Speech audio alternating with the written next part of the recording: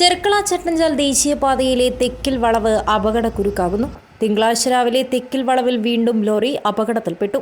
മധ്യപ്രദേശിൽ നിന്നും കോഴിക്കോട്ടേക്ക് വെളുത്തുള്ളിയുമായി പോവുകയായിരുന്ന ലോറിയാണ് അപകടത്തിൽപ്പെട്ടത്. ലോറിയിലുണ്ടായിരുന്നവർ അത്ഭുതകരമായി രക്ഷപ്പെട്ടു.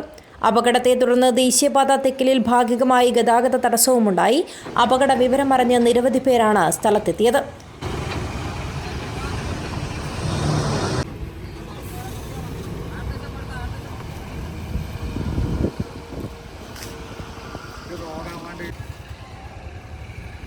ഇപ്പോൾ റോഡ് മേലെ കൂടി ഉണ്ടായതുകൊണ്ട് ബ്ലോക്ക് ആയില്ല, അല്ലെങ്കിൽ ഇത് ബ്ലോക്ക് ആവത്തില്ല.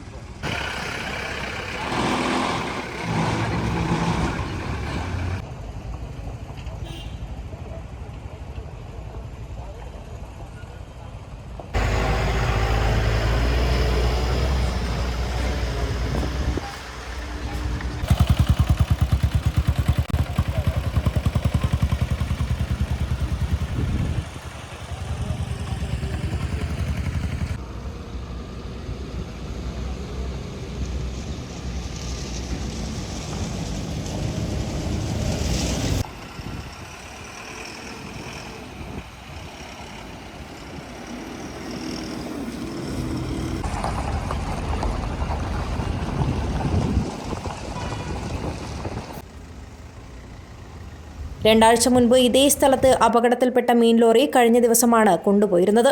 News 14 live, Kasaragod.